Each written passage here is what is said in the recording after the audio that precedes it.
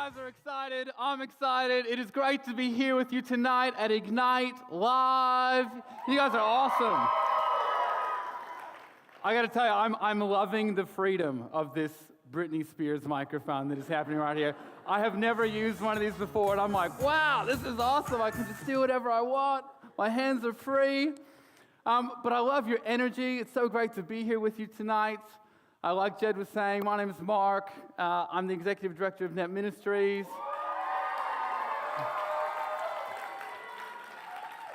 There are lots of netters here in the house tonight, so if you want to learn a little bit more about net, just find someone with the Live Your Life on Purpose shirt or the black net polo, have a little chat to them. But I'm here to speak to you tonight about life to the full. So this is based on a scripture that comes from John chapter 10. Verse 10, and it goes a little something like this. The thief comes only to steal and kill and destroy. But I have come that you might have life and have it to the full. Yeah, who here wants to have fullness of life? Put your hand up and give me a shout. Yeah, that's right. We all want to have fullness of life, don't we? We all want our lives to be filled with purpose, to be filled with meaning, to be filled with passion. That's what we want. But unfortunately, it's not all the time that we get to experience this fullness of life. But one of the things that I love about the start of the year is that we often have returned to our ideals, right? I don't know about you, but every year towards New Year's, I sit down, I think about what the year before has been like. How has it gone? What went well? What didn't go so well? What were the highs and the lows and the in-betweens? And then I start to make some plans. I start to get excited about what will this new year be like? What is going to happen? And I start to think about what's my New Year's resolution going to be? And I just start to get really excited. And there's this fullness that comes at the start of a year. Hopes, ideals, dreams. It's all happening as we begin to think about the future and what lies ahead for each one of us. Now, I know that every single one of you has probably wrestled with this question of how do I have a fuller life? How do I make my life more meaningful? How do I make it so that I can be a happier person? And like you, I have wrestled with these questions. I have struggled with them. I have cried over these questions, and I feel like I have poured out blood, sweat, and tears in going, how can I be happier? How can I find more peace? How can I find more joy? And I love meeting people who inspire me. I think that you've all met someone who's living their life to the full, because when you encounter them, it's so contagious. They just seem to have this energy that's deep inside of them, and they seem to have this freedom, don't they, to just be whoever they are. They're not afraid of what other people think or fitting into a little box, and this is the way I'm supposed to be. They just seem to have this freedom about them and this joy that just bubbles up out of nowhere. I experience this all the time with my 3 young children. Children aren't held back by the things that we are always concerned about, what other people think.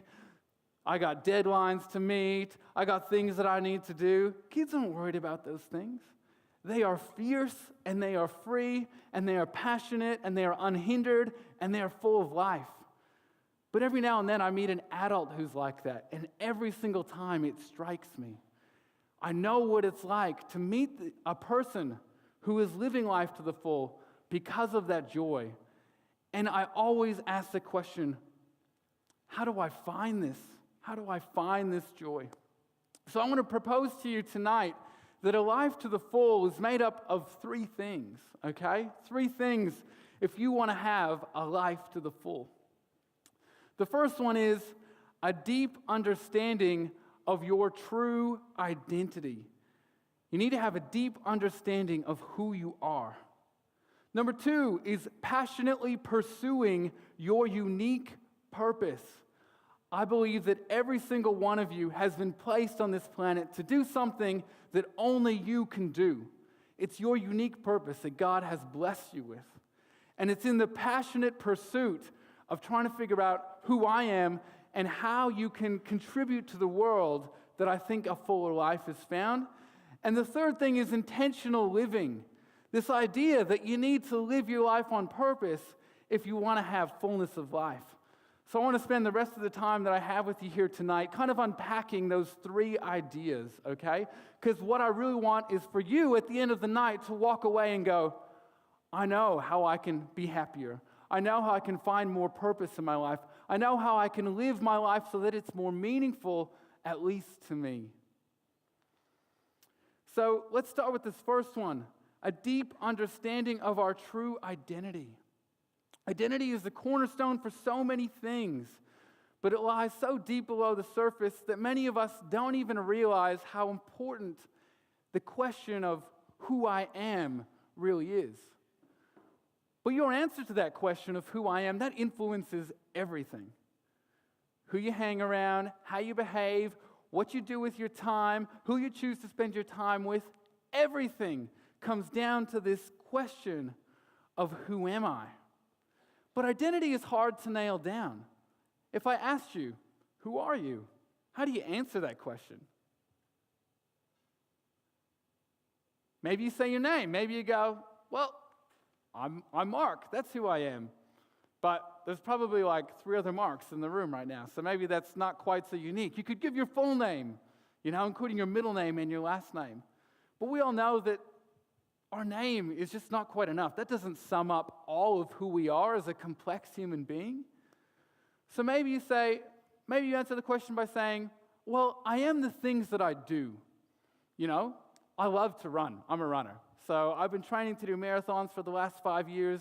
Nothing clears my head better than going out for a good jog in the morning. I just absolutely love running. So who am I? Well, I'm a runner. I could say that. Maybe you could say that if you love to run, or maybe you could say you're a musician. Maybe that's what you could say, or maybe you could use your job title. Well, I'm a retail salesperson, or I'm a CEO of some company, or whatever. So you could answer the question by saying you are what you do. But if you say, well, my identity lies in me being a runner, and I'm a great runner, what happens if you have an injury? What happens if you break your leg? What if you lose your job? I'm a CEO, but you get fired. Well, suddenly, that's not who you are anymore. Clearly, our identity can't be found in the things that we do. Well, maybe it's in what you've achieved then. Who are you? I'm a gold medalist in the Olympics, Love watching the Winter Olympics right now, happening in South Korea. Men's ice hockey team, they're going to win for sure. Anyways, that's an aside. So maybe you are what you've achieved. Well, I'm the Ducks of my class. I'm the valedictorian, or I'm an Olympic gold medalist. Maybe who you are is found in the things that you've achieved. I think it's great that we all have goals and that we push towards our goals and our dreams. But what happens if you don't reach them? What if you're not the best at anything in particular? Or what if you were the best piano player or the best surgeon in the world and something happened to your fingers? What then? So it's clear that it can't be found in our achievements. What about in your role? We all have roles that we play in life, right? I'm a husband. I'm a father. You're a son or a daughter. You're a brother or a sister, maybe. We all have these roles that we play in our life. Well, I don't mean to be morbid, but what happens if I broke up with my wife? Or what happens if one of your siblings passed away? That would be tragic and morbid, but you wouldn't stop being who you are. So clearly, our identity is deeper than the roles that we play in life as well. Maybe it's, well, I'm what other people think that I am. And so you can go around in life trying to please everyone else and make them happy by going, well, I am what other people think that I am. But if you look around right now, the world that you guys are growing up in has so many mixed messages about what it means to be a person, Well, if I'm a man, I'm supposed to be, I'm supposed to be really buff, and I'm supposed to be really smart, and I'm supposed to be a great athlete, but I'm also supposed to be sensitive and caring as well, We get these mixed messages about who it is, about what we are supposed to be. So all of these things are external. The roles that we play, the achievements that we have, none of these things at the end of the day can sum up truly who you are in all of your amazingness and all of your complexity as a human person. I feel like my nature is greater than these external things, greater than the sum of these parts. You know, it's more than just this body that I have.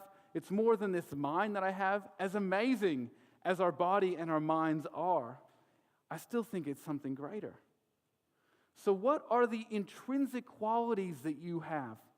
And by that, I mean, what is it that makes you you that is not something that's external, that's not something that changes all the time? And I think that this is where we need to define ourselves through something bigger than ourselves, something greater than us to anchor our identity in.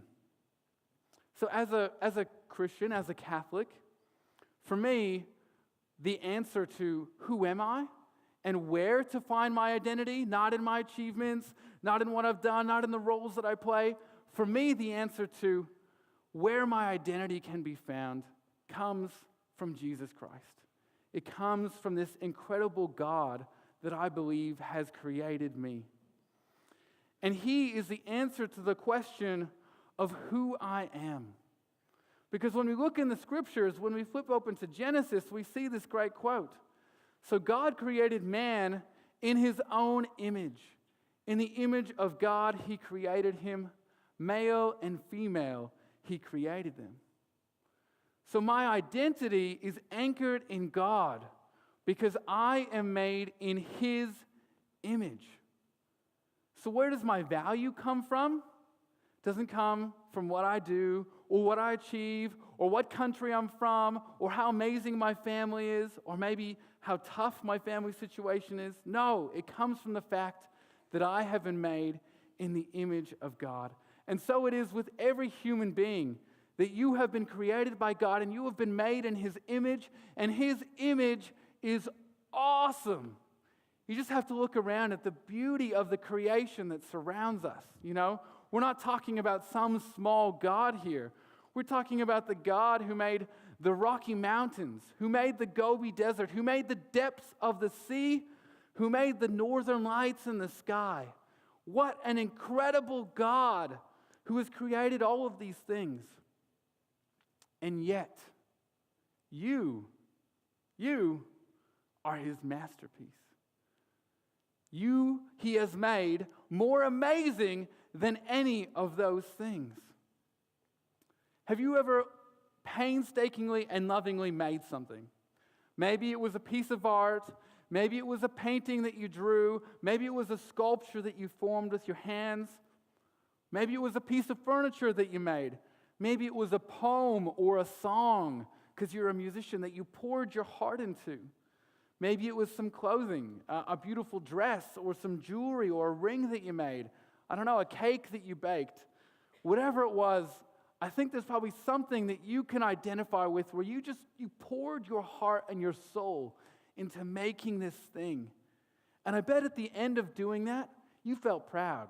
You're like, yeah, that thing that I made, that was amazing, and I'm so proud of that thing. And that's exactly how God feels about you.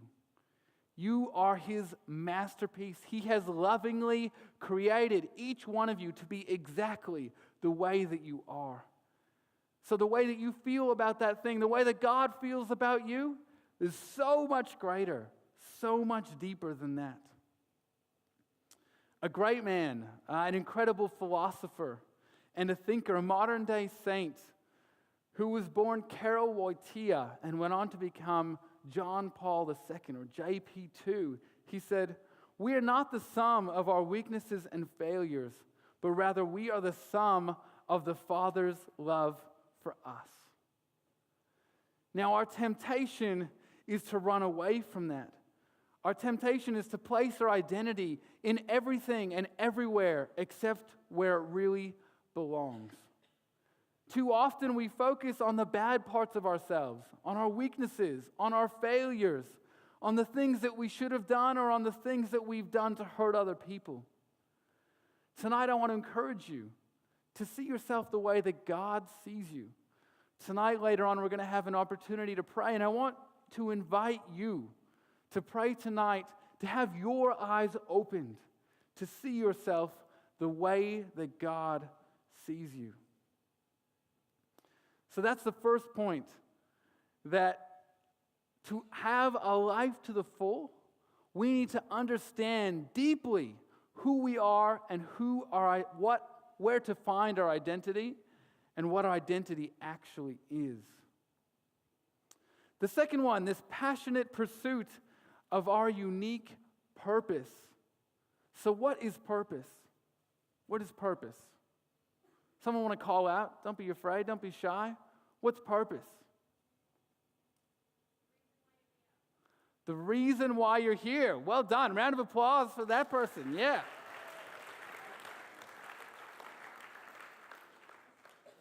The reason which something exists, right? The reason why something is here. So let's look at a few things. Let's keep it really simple. Let's look at a shovel. Shovel's been made to dig holes. So the purpose of a shovel, is hole digging. What about a pencil? A pencil has been created to allow you to write things on paper. So the purpose of a pencil is to write things. Simple enough, right? Now, let's take that simple concept now and apply it to a complex human being. What is the reason that you exist? Like, whoa, that just got, like, the pencil thing, that was easy, but that just got really, really complicated, and that just went real deep, like, real quick. Can you, like, whoa, all right, let's just slow down a bit. Okay. So purpose is incredibly complex when it comes to people, because we often think that we are an end in ourselves. We think that life is all about us, and that should be enough. But it's not. And this is the complexity of purpose. Or as Andy Stanley says, this is the gotcha of purpose, okay? So going back to the simple examples before, it's really clear to see that the pencil isn't an end to itself. The pencil doesn't exist to just be a pencil. And it's the same with the shovel. They both exist to be means to an end. The shovel for digging holes, the pencil, for writing things, maybe an incredible story or a beautiful poem. But as human beings, we become really, really uncomfortable really quickly when we are asked to be an end and when we are asked to rather not be an end, but to be a means.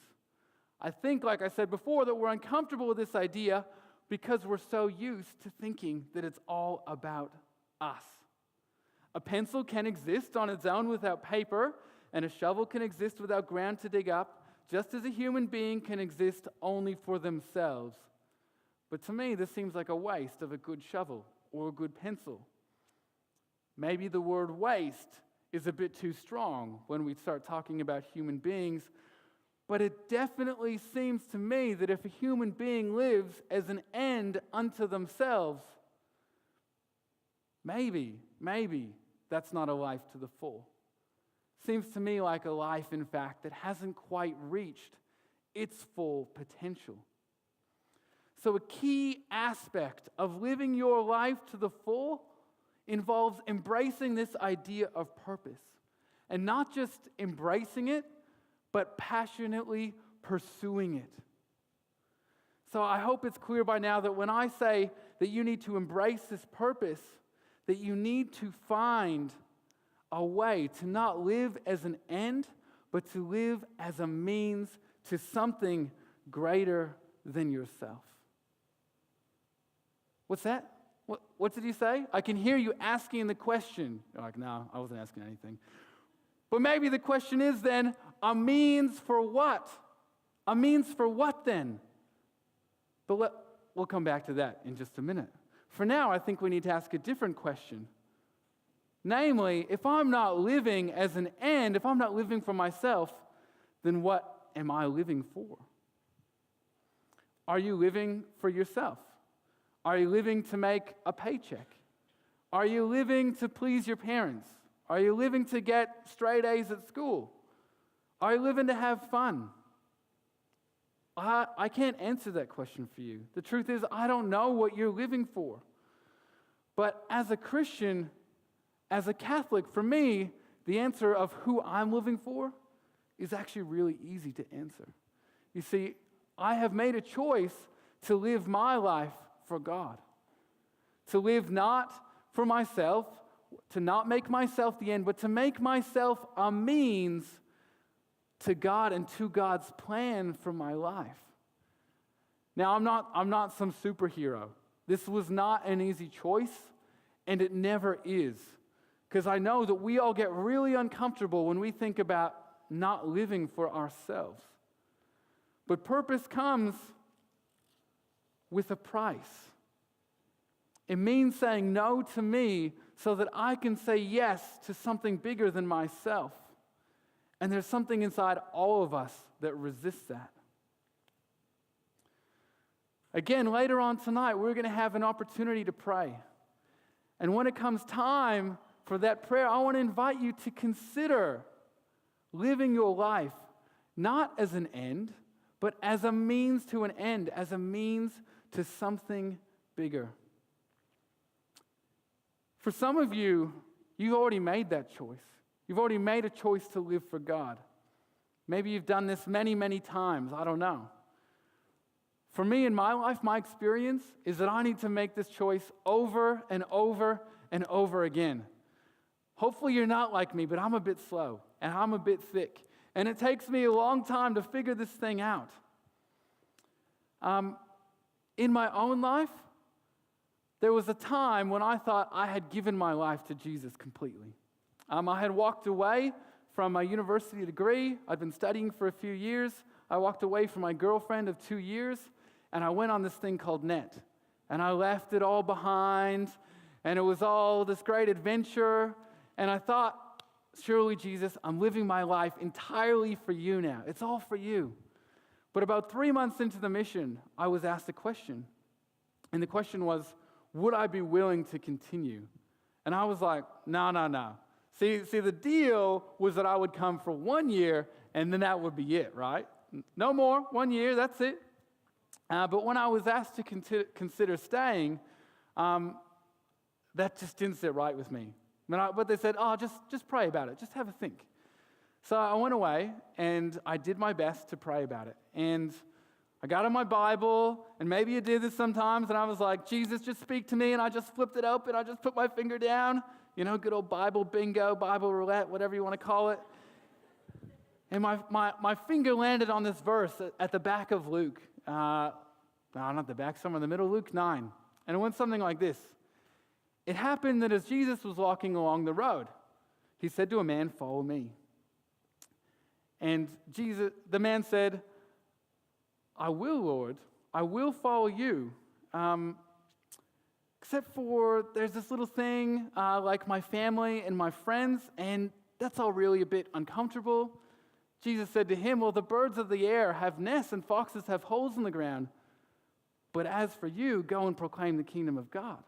Jesus said to another man, follow me. And he said, I will, Lord, but first let me go and bury my father. Kind of a big deal, hey? Jesus is like, well, let the dead bury their own dead. But as for you, go and proclaim the kingdom of God. And Jesus said to another man, follow me. And he said, I will, Lord, but first let me go say goodbye to my family and to my friends. And Jesus said to him, he who has his hand already at the plow must not look back, or he is not fit for service in the kingdom of God. Well, it was like a punch in the gut. It was like smash to the forehead. It just hit me. And I knew in that moment that I needed to keep going, that my hand was at the plow and I needed to keep going. So I did it, and I thought it was done, and I thought it was over, and this whole surrender my life, I'm going to be a means, not an end thing. My life is for you, Jesus. I thought it was all done and dusted. I got married, and life was great and good. And then my wife was like, hey, I think we should move back to Australia. We were living in Canada at the time, and we'd been there for 6 years. And I was like, whoa. No. See, this is the land of maple syrup and ice hockey.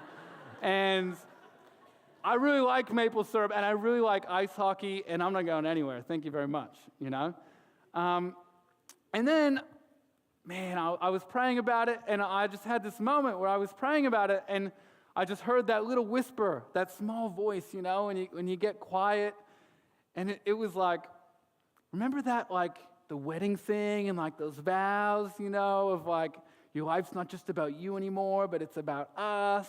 and your life's not all about you. And I was like, yeah, I remember, but I just want it to be about me. And so again, I was reading some scriptures, and I came to the story in Matthew 2. St. Joseph, he's having a good sleep. St. Joseph loved his sleeps, man. And it seems like every time he slept, he had a cool dream, and like an angel would show up to him, you know? He doesn't say a whole lot, but he loves to have a good sleep, St. Joseph. And he's having a sleep, and an angel comes to him, and it says, Joseph, pick up your wife and your child and go to a foreign land until I tell you. And boom, it hit me again. My life is not about me. Well, guess what I did? I picked up my wife and my child. I came to a foreign land where people said crazy words like crikey and mate and g'day. And I was reminded again, my life is not about me. My life is not about me. I need to pursue a means greater than myself, okay? How do I do this? Really, really quickly, I have an acronym for you called SHAPE, where each letter stands for something. The S is for spiritual gifts. The H is for passion. Passion, what are you passionate about? The A is for your abilities. You have unique abilities that no one else has. What are your unique abilities? P is for personality. Do you like hanging out with people? Maybe you're introverted and you don't. Do you like things structured? Do you like things unstructured? I don't know, but your personality has a part to play as well as your experiences. So your unique purpose is built right into who you are in this acronym of SHAPE, okay?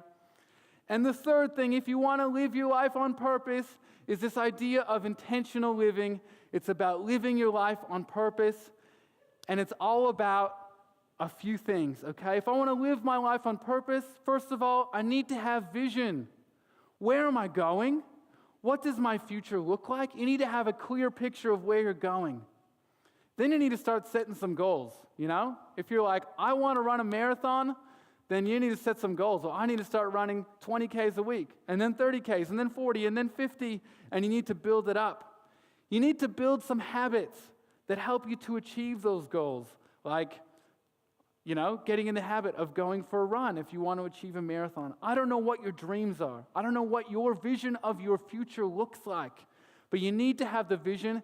You need to have a strategy. How am I going to get there? You need to have some goals in place, and then you need to manage your time according to your values so that you can get those things done. But it's not easy.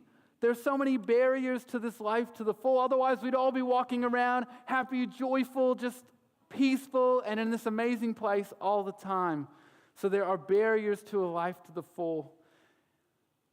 Often these things come from our past, you know? It's things like guilt, things like sin, things like shame, things like our flesh, our very nature, you know? Because I don't know about you, but I don't like waking up at 5:30 to go for runs.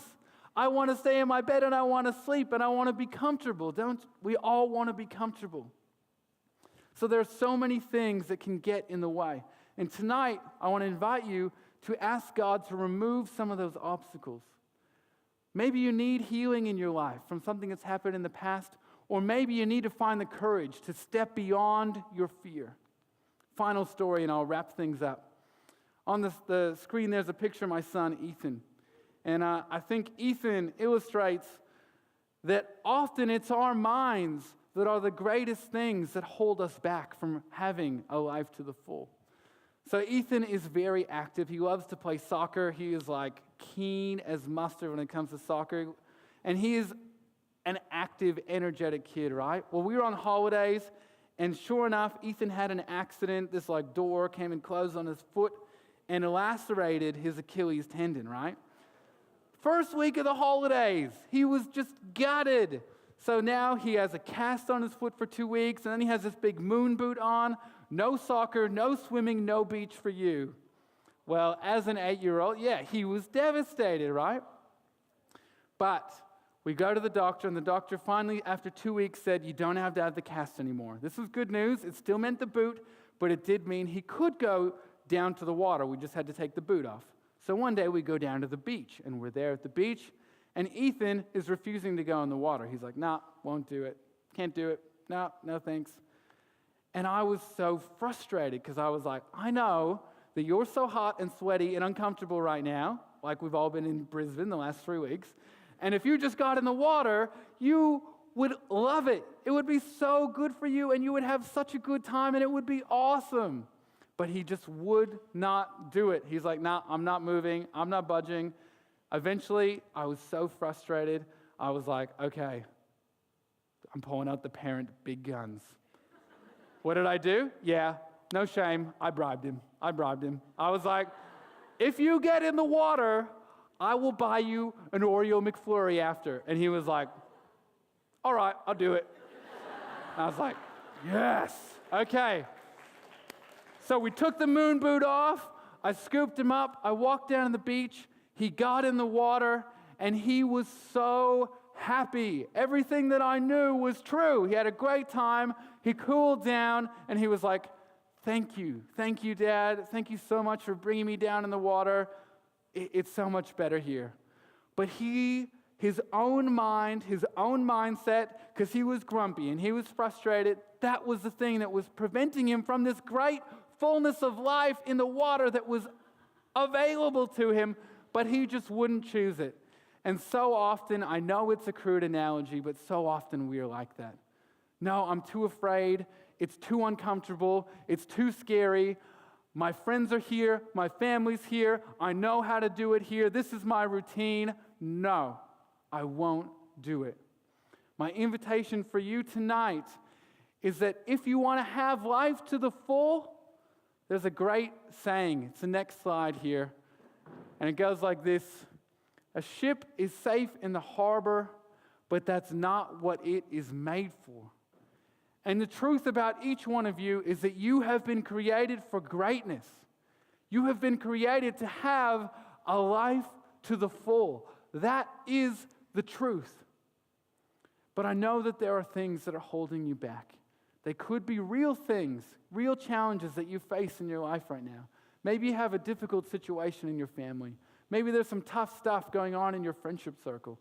Maybe you're struggling with your school right now or struggling with peer pressure. I don't know exactly what it is that's going on for you right now, but I do know that there is a fullness of life that is on offer for you.